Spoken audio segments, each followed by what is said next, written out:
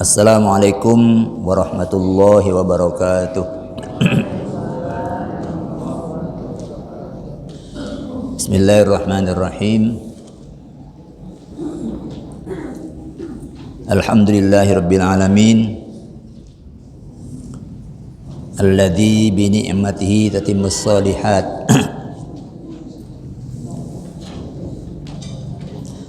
Wa bi fadlihi tatahaqqaqul maqasidu wal ghayat.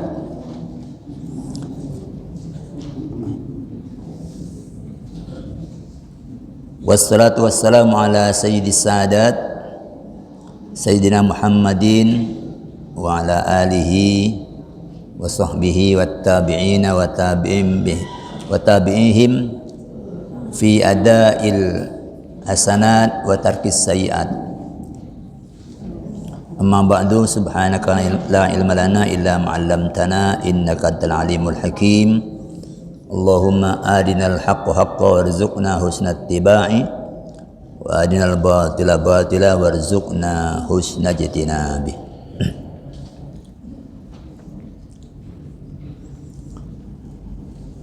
Para jamaah, Bapak Ibu sekalian, hari ini pas hari ke-1000 dari wafatnya almarhum guru kita semua, Kiai Haji Profesor Ahmad Faisal Haq MAG. Mari kita baca surah Al-Fatihah dengan niat doa. Mudah-mudahan almarhum selalu berada dalam naungan rahmat dan maghfirah Allah Subhanahu wa taala, dan ilmu-ilmunya yang sudah diturunkan kepada kita mudah-mudahan menjadi ilmu yang manfaat. Ala hadinnya Al-Fatihah. A'udzu billahi minasyaitonir rajim. Bismillahirrahmanirrahim. Alhamdulillahirabbil alamin arrahmanir rahim maliki yaumiddin. Iyyaka na'budu wa iyyaka nasta'in ihdinas siratal mustaqim siratal ladzina an'amta 'alaihim ghairil maghdubi 'alaihim waladdallin amin. Para jamaah, pagi hari ini kita akan menyegarkan kembali pemahaman kita tentang niat ikhlas, ya. Fikih niat ikhlas, ya.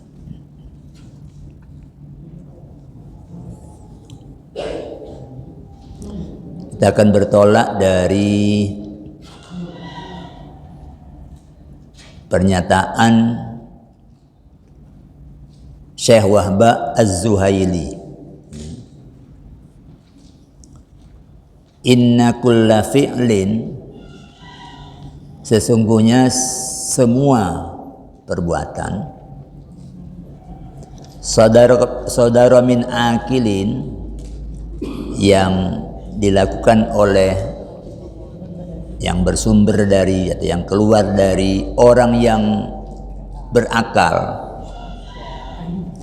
mutayaqqidin, yang sadar,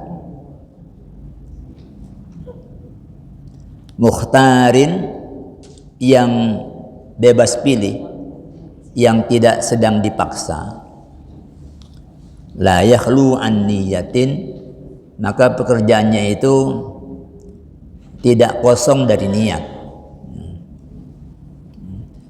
Jadi yang melakukan orang berakal, dia sadar, bebas pilih, maka pekerjaannya itu pasti ada niatnya.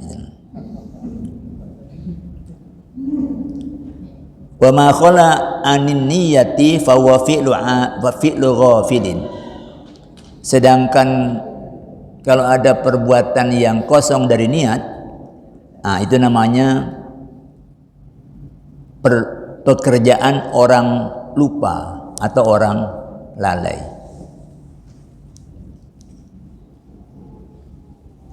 Fahuwa lagin, perbuatan yang kosong dari niat itu sia-sia. Wala yu'tabaru syar'an, tidak diperhitungkan secara syariat. Jadi nggak ada perbuatan yang dikerjakan tanpa niat kalau orang itu berakal, sadar dan bebas pilih. Panjenengan kesini nih pasti didorong oleh niat. Kalau kemudian sampai sini, kok aku nang masjid? Oh, berarti budale mau itu pas melindur. Ya.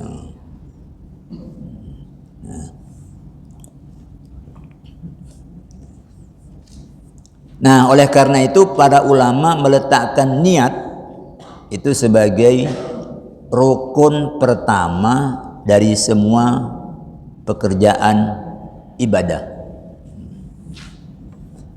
Ya, ibadah itu bisa ritual, bisa sosial. Pokoknya taat kepada Allah itu maknanya kita mengabdi kepada Allah. Nah, itu niat itu menjadi rukun. Rukun itu unsur pokok yang pertama, unsur pokok. Ya. Yang kalau itu tidak ada, itu dianggap perbuatan sia-sia. Ya. Baik, kita akan bahas ada 3 item. Ya. Yang pertama, secara bahasa, dari sudut bahasa, niat itu adalah al-qasdu atau al-amdu, yang maknanya kesengajaan. Maka orang bilang, aduh aku tidak sengaja. Berarti maknanya itu terjadi tanpa diniatkan. Nah, karena ini kesengajaan, berarti niat itu bukan pekerjaan anggota badan, bukan pekerjaan tangan, bukan pekerjaan kaki, bukan pekerjaan kepala, melainkan pekerjaan hati. Jadi niat itu tidak ada yang tahu, karena dia sifatnya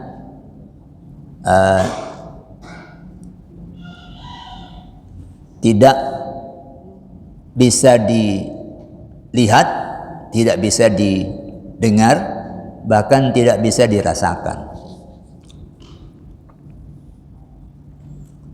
Jadi orang melakukan sesuatu itu tidak tampak, dia hadir sebagai sesuatu yang secara indrawi bisa ditangkap, karena ia berada jauh di dalam hati.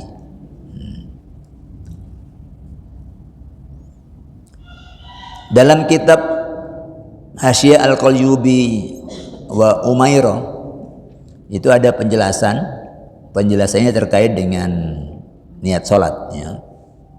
Kata beliau begini, niat itu dengan hati, wan niyatu bil qalbi, fala yakfi an-nutqu ma'a ghaflatihi. Maka mengucapkan niat itu tidak cukup kalau niat itu diucapkan bersamaan dengan lalainya hati. Jadi mulutnya keluar dewe tanpa nyambung dengan hati.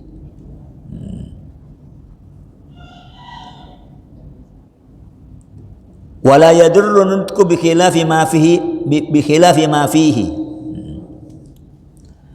Demikian juga tidak ngefek, tidak bikin rusak, tidak bahaya kalau ucapan itu berbeda dengan apa yang ada dalam hati. Jadi kata-kata itu tidak ngefek. Yang dipegangi adalah apa yang ada dalam hati. Jadi kalau orang ya yang dipegangi omongannya. Jadi ada istilah PHP, pemberi harapan palsu. Itu yang diomongkan enggak mencerminkan hatinya. Orang bisa percaya, tapi Allah tahu dia itu enggak gitu. Jadi omongan itu tidak berbahaya bagi amal, karena sesungguhnya yang niat yang dipegang itu adalah yang ada dalam hati. Ka'an qasadadz zuhra, seperti orang yang menyengaja untuk sholat zuhur. Wa sabaqa lisanuhu ilal asri, tapi mulutnya ini slip mengucapkan usolli fardul asri, padahal ini zuhur. Hatinya bukan asar, hatinya zuhur. Mulutnya yang slip, yang keperucut bilang asar. Bukan keperucut ya, slip of the tongue slip. Maunya ada itu, tahu sing dibunyikan asar, padahal maunya zuhur. Itu tidak ngefek. Apa yang diomongkan itu tidak ngefek. Artinya kalau ada yang bilang, "Duh, kamu tadi saya dengar kok niatnya asar." Tapi yang menjalankan, masa? Zuhur kok. Saya niat zuhur. Oh, berarti itu hanya sekedar salah ucap. Wa yundabun nutqu bil manwiyi, dan disunahkan, dianjurkan untuk mengucapkan apa yang diniatkan itu, karena kaitannya dengan salat ini, qubailat takbiri, sesaat sebelum takbir, liyusa'idal lisanu al qalba, untuk agar supaya lisan dapat membantu hati.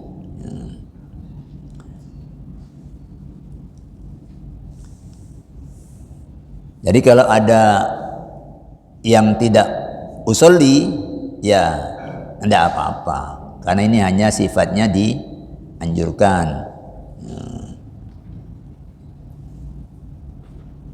Bab niat itu kan perlu diajarkan juga apa yang harus dimuat dalam niat. Karena diajarkan lalu maka muncullah lafal-lafal niat, agar supaya orang itu lebih mantap, lalu dianjurkan agar mengucapkan. Tidak mengucapkan juga tidak apa-apa. Itu nomor satu. Jadi hati itu adalah dasar dari semua yang kita kerjakan, ya. Itu bisa disandarkan kepada kita atau tidak. Kalau berlangsung tanpa niat, maka itu adalah fi'lu ghafilin, itu pekerjaan orang yang lagi lalai, yang lagi lupa. Kita sering kan lupa itu. Tiba-tiba HP ditinggal di terminal. Oh, istrinya bilang, ngawur ya bapak, ini HP kok ditinggal di terminal. Aku lali. Lali berarti dia tidak sengaja meninggalkan HP. Sono ya. Bahkan kadang ada orang meninggalkan istrinya. Karena lihat istri orang, lupa kalau dia bawa istri. Yeah. Setelah nyampe rumah, bedok pintu, aku teko. Gak ono mamai, ditinggal di terminal. Yeah. Itu satu. Yang kedua, niat itu punya dua unsur penting. Pertama, kesengajaan mewujudkan pekerjaan. Ini nomor satu. Mau apa? Mau nyapu. Mau apa? Mau beli korek. Ya, itu ada kesengajaan untuk melakukan pekerjaan. Dibunyikan iya, tidak dibunyikan iya. Kalau dibunyikan bisa ditanya, mau kemana? Mau beli korek, itu dia sedang melafalkan niatnya.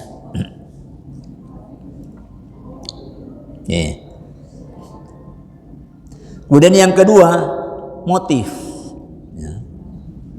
atau tujuan untuk apa ia mewujudkan pekerjaan itu. Ini dua unsur penting. Unsur yang pertama, yakni kesengajaan mewujudkan pekerjaan, itu menjadi dasar dari penyandaran pekerjaan itu kepada pelaku. Jadi untuk dapat disandarkan kepada pelaku, maka di dalam diri pelaku harus ada kesengajaan mengerjakannya. Tanpa unsur ini tidaklah sah sesuatu pekerjaan disandarkan kepada pelaku.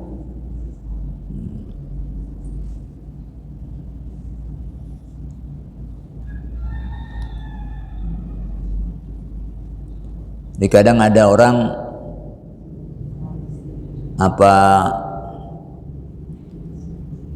mobilnya diparkir di tempat parkir yang benar. Dia istirahat di dalam mobil sambil buka kaca, nyalakan AC,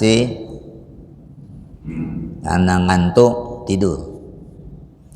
Lalu dia diseruduk oleh mobil lain dari belakang, nabrak tukang beca yang ada di depannya. Maka tadi yang istirahat di mobil itu tidak bisa dibilang dia yang nabrak tukang beca, karena itu terjadi di luar kontrol kesengajaan dia. Yang disalahkan tadi yang diruduk dari belakang itu, yang menyebabkan penyok mobil ini, yang menyebabkan ini membuat tukang becak terjengkang, kakinya patah. Yang bertanggung jawab dia yang nabrak di belakang.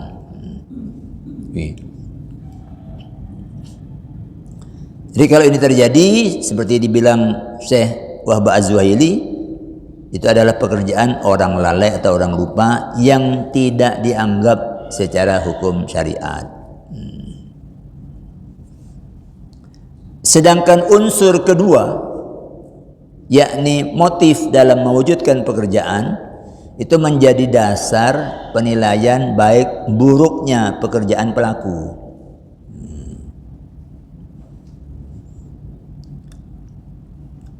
Unsur inilah yang dinyatakan oleh Nabi dalam sabdanya yang dituturkan oleh Umar bin Khattab tentang pelaku hijrah. Di sini populer Ya. Kata sahabat Umar bin Khattab, sami'tu Rasulullah sallallahu alaihi wasallam yaqulu, aku mendengar Kanjeng Rasul bersabda, innamal a'malu binniyati, sesungguhnya amal-amal itu ditentukan nilainya berdasarkan niat-niat. Ya. Jamak di sini, ada jamak di sini, itu mencerminkan bahwa ini sejatinya yang dimaksud adalah niat unsur yang kedua. Karena unsur yang kedua itu bisa beragam, ya. Bisa bermacam-macam motif itu. Ya. Pekerjaan yang disengaja sama-sama apa? Sama-sama ikut jalan sehat. Tapi kalau ditanya motifnya apa, itu bisa sangat beragam. Ini berkaitan dengan hijrah. Sama-sama berangkat hijrah. Itu tidak akan terjadi kalau tidak ada kesengajaan untuk berangkat hijrah. Ya. Orang lain berangkat, dia turu aja. Nah, itu maknanya tidak ada sengajaan untuk hijrah. Wa innama likulli imri'in ma nawa, dan sesungguhnya yang didapat oleh setiap orang hanyalah yang ia niatkan, hanyalah motivasi yang membuat dia melakukan itu yang didapat. Faman kanat hijratu ila dunya yusibuha, barang siapa yang berhijrah karena mengejar dunia yang ingin dia peroleh, au ila mar'atin yang kihuha, atau karena motif untuk mengejar perempuan yang ingin dia nikahi, fa hijratuhu ila ma hajara ilaihi, maka hijrahnya, nilai hijrahnya itu ya seperti motifnya dia melakukan hijrah.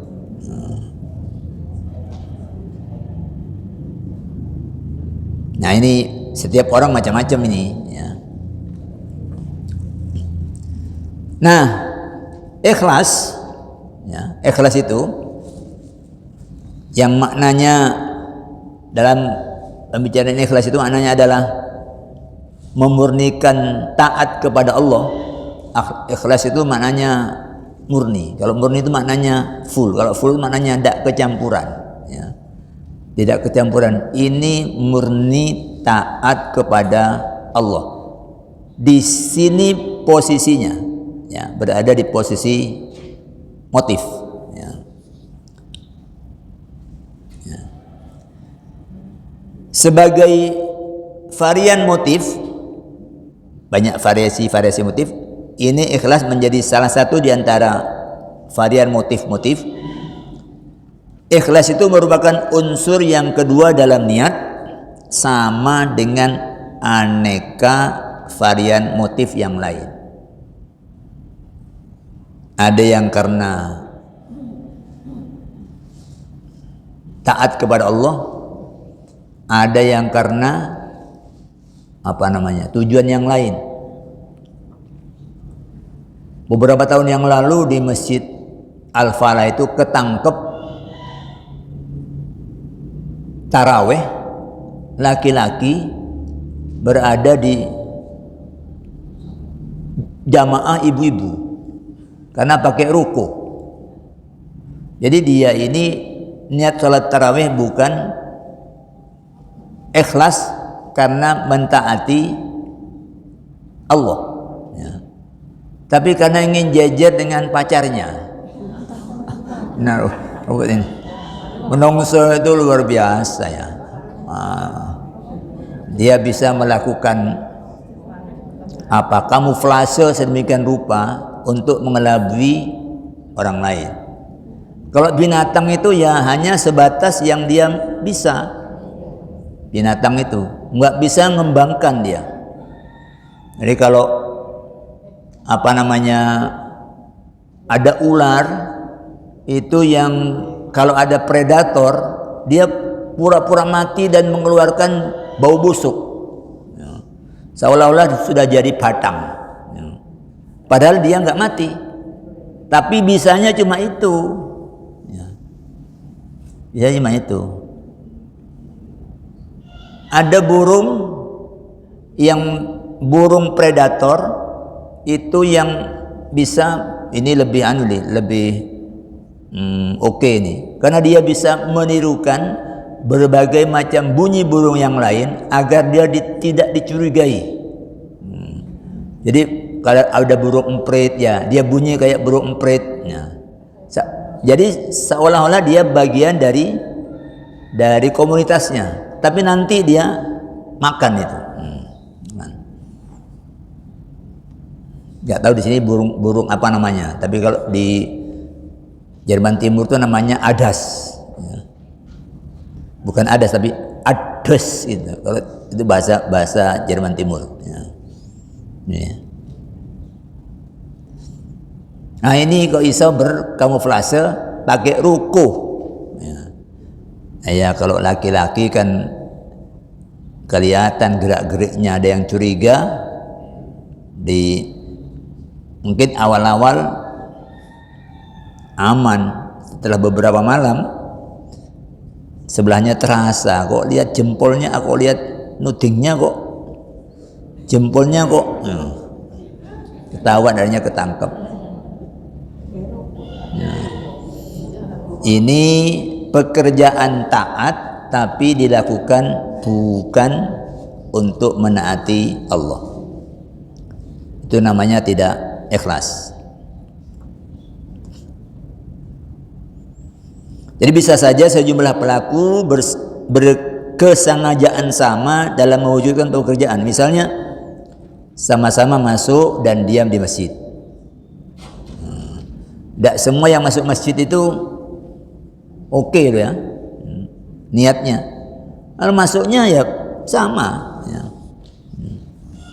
Motif mereka bisa berbeda, walaupun mewujudkan pekerjaannya sama. Ada yang motifnya untuk iktikaf, ada yang sekedar ngadem. Masjid Kebonsari ono AC ini rek, ya.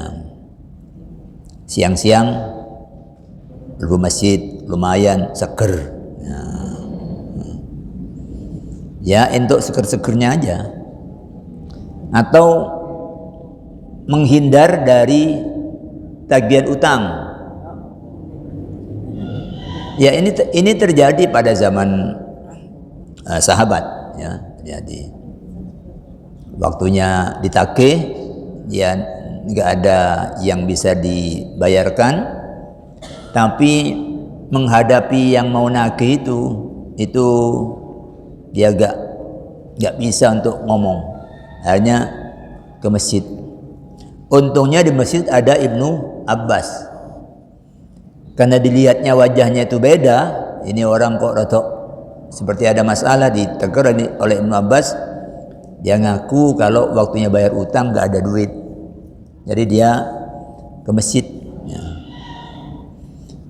Oleh Ibnu Abbas dibantu untuk pulang, ayo pulang bersama saya, nanti saya akan minta keringanan kepada orang yang ngasih utang kepadamu. Kalau kamu tidak bisa ngomong, saya yang akan membantu memohonkan keringanan. Orang itu keberatan karena tahu Ibnu Abbas sedang iktikaf. Kok kemudian iktikafnya mau ditinggal hanya karena urusan utang? Tapi Ibnu Abbas kemudian menjawab bahwa Kanjeng Rasul dulu ketika masih hidup menyampaikan pengajaran, la ayyam syahadukum ma'akhihi liqada'i hajatihi. Perjalanan seseorang dengan saudaranya untuk membantu melaksanakan hajatnya, ya, itu khairum min ayyatakifa syahraini fi masjidi hadza. Itu lebih baik dari duduk iktikaf di masjidku ini selama 2 bulan. Itu masjid Nabi, bukan masjid Al-Hikmah. Ya. Oh, luar biasa. Jadi Ibnu Abbas itu ngantar itu motivasinya itu melaksanakan amal baik yang lebih afdol dibanding dengan iktikaf. Sementara orang itu nggak tahu, dikira kok hanya urusan utang, iktikaf ditinggal. Jadi ibadah dalam Islam itu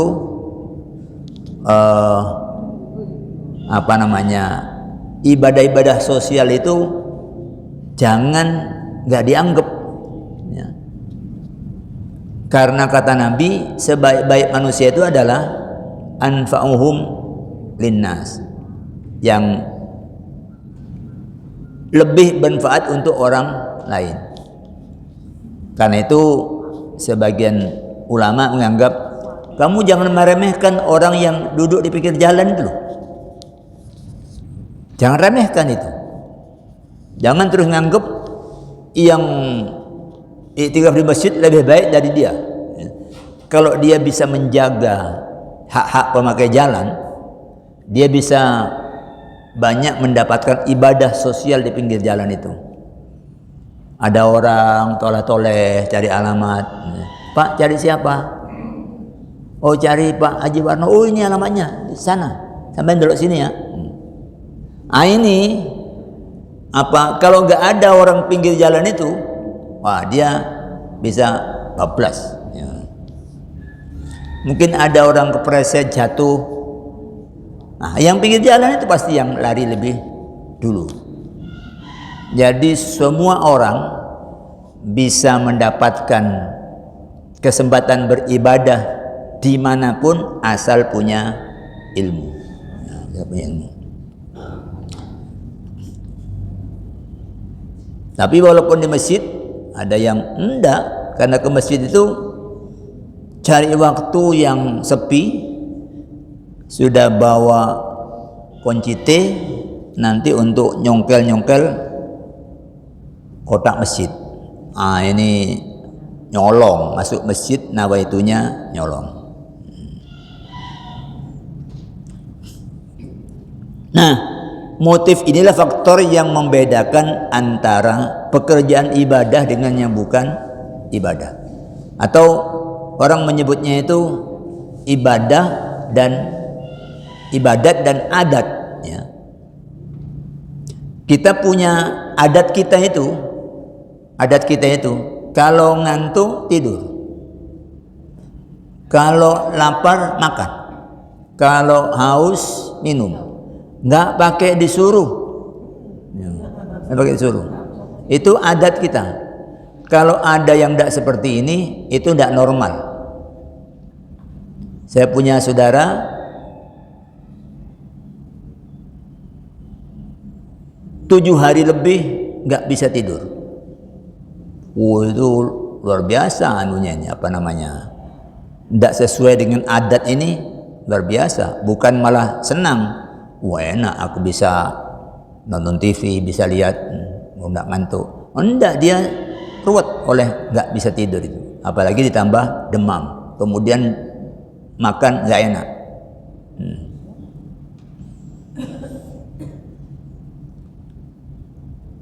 Hari ke-9 mungkin itu sembuh, diruqyat dari Sidoarjo lewat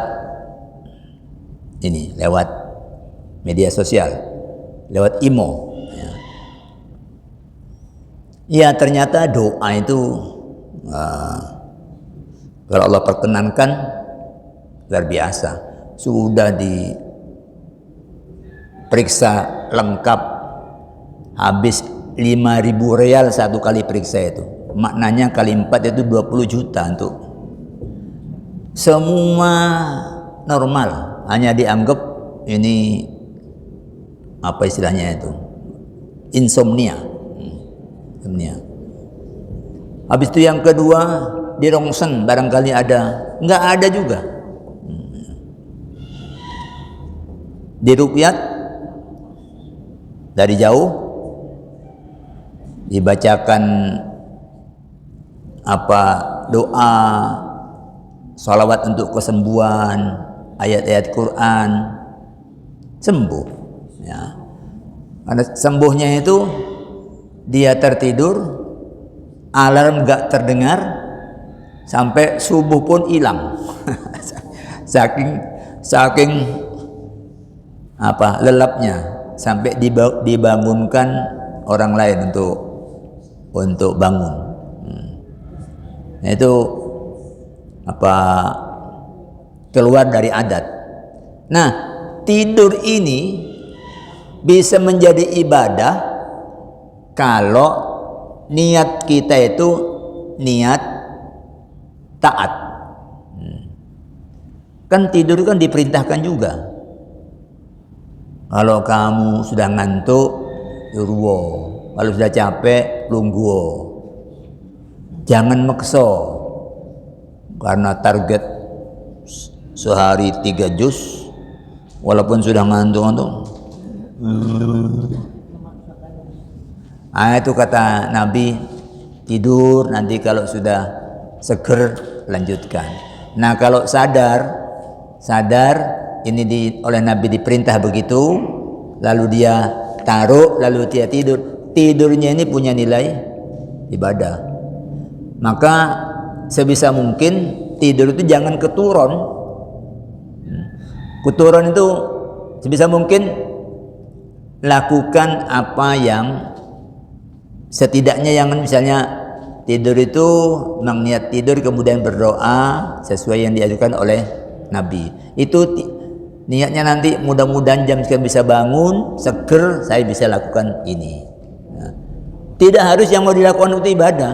Saya bisa bangun lebih awal, lalu bisa menyiapkan apa yang besok akan dibawa anak saya untuk sekolah, untuk ini. Itu juga ibadah. Ya. Tapi kalau keturun, ya, lunggu, nyekel HP sampai HP-nya jatuh, hilang, ini keturun. Turunya itu turu adat. Tapi kalau diniatkan, ya, saya pernah dulu haji tahun 2008, ada orang yang bilang, Ustadz, kalau saya naik kendaraan tidak pernah bisa tidur. Lu Bapak dari Indonesia sampai ke Jeddah tidak tidur? Enggak Ustadz. Dari Jeddah ke sini? Enggak juga. Capek dong. Iya, makanya ketika sudah ke arah Madinah saya bilang, kalau mau tidur Pak nanti naik, kemudian duduk, tambah niatkan, nawaitu turu karena Allah. Telah berhenti di tempat pemberhentian untuk istirahat itu, turun dia cari saya. Alhamdulillah Ustaz, sukses. Nah, kalau kemudian niat mohon kepada Allah, bisa tidur itu, bisa. Itu jadi tidur ibadah. Nah, motif ikhlas dalam niat itu bertolak belakang dengan pekerjaan-pekerjaan haram. Kalau niatnya ikhlas, maka ikhlas itu nggak bisa diterapkan terhadap perbuatan-perbuatan haram. Dan sebaliknya, bersejalan dengan pekerjaan-pekerjaan yang terkategori non haram. Halal, sunnah, wajib itu cocok untuk niat ikhlas, karena ikhlas itu maknanya murni taat kepada Allah. Nggak bisa murni taat kepada Allah itu untuk perbuatan haram, nggak bisa, ya. Nggak cocok. Wong taat kok malah diwujudkan dalam bentuk melanggar. Karena itu Nabi menegaskan, man jama'a amalan, barang siapa yang mengumpulkan harta haraman, harta yang haram. Jadi bisa haram zatnya, ya, atau haram cara mendapatkannya. Tsumma tasaddaqa minhu, lalu dari harta haram itu ia bersedekah. lam yakun lahu fihi ajrun, di situ tidak ada baginya pahala. Wa kana isruhu alaihi, malah dia mendapatkan beban dosa. Jadi jangan berjuang untuk membangun masjid itu dengan cara merampok, dengan cara garong untuk bangun masjid. Itu tidak cocok. Niat baik tapi penerapannya buruk. Artinya dalam Islam itu tidak dikenal tujuan baik tidak menghalalkan segala cara.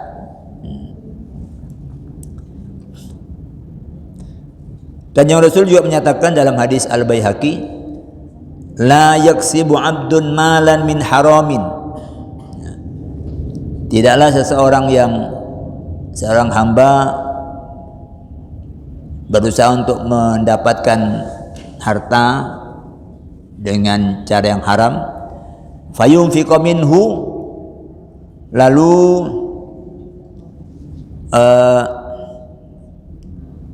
dia membelanjakannya atau menjadikannya sebagai nafkah, fayubaraka lahu fihi, dia tidak akan diberkahi. Tidak ada hamba yang mengusahakan harta haram kemudian dia akan diberkahi, digunakan untuk nafkah lalu nafkahnya akan diberkahi. Itu tidak. Wala yatasaddaqu bihi fayuqbala minhu. Begitu juga kalau dia gunakan harta haram itu tidak akan diterima. Kok bersedekah dengan harta haram lalu sedekahnya diterima? Wala yatruku khalfa dhahri illa kana zadahu ilan nar. Lalu kalau dia tinggalkan barang haram itu tinggal mati, maka harta haram itu akan menjadi sangunya menjadi bekal baginya menuju neraka. Dalam hadis yang lain Nabi menyatakan, man talabad dunya halalan. Ini beda ini, sebaliknya ini. Barang siapa yang mencari dunia halalan, secara halal, istighfafan an mas'alatin, untuk menjaga diri agar tidak sampai meminta-minta, tidak sampai ngemis, wasa'yan ala ahlihi, dan usaha untuk menafkahi keluarganya, wa ta'attufan ala jarihi, dan untuk membantu tetangganya. Ini hartanya harta halal, motifnya motif baik, maka dia akan datang pada hari kiamat, wa wajhuhu kal qamari lailatal badri, datang dari hari kiamat dengan wajah seperti bulan pada malam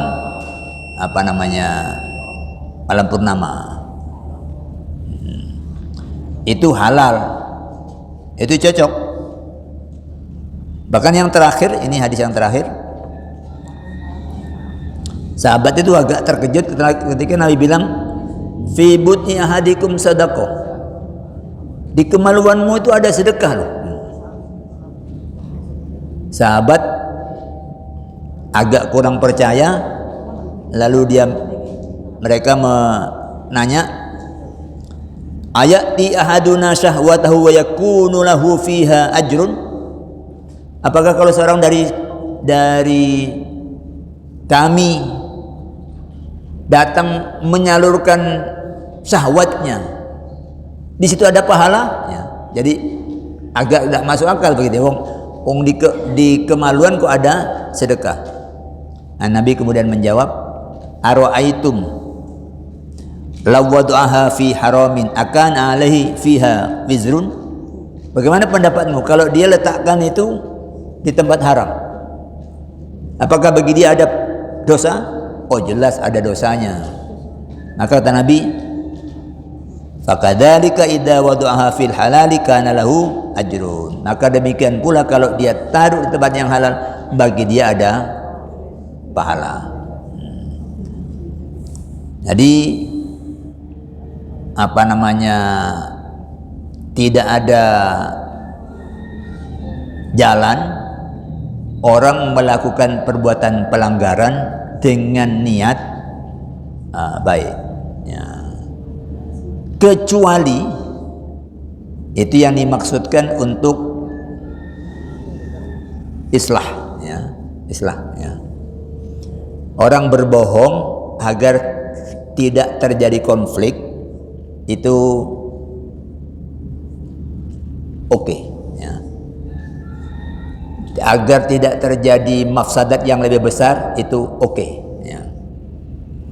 Oh, dia ditanya, tadi kamu dengan dia ngomong apa? Ngomongin aku ya?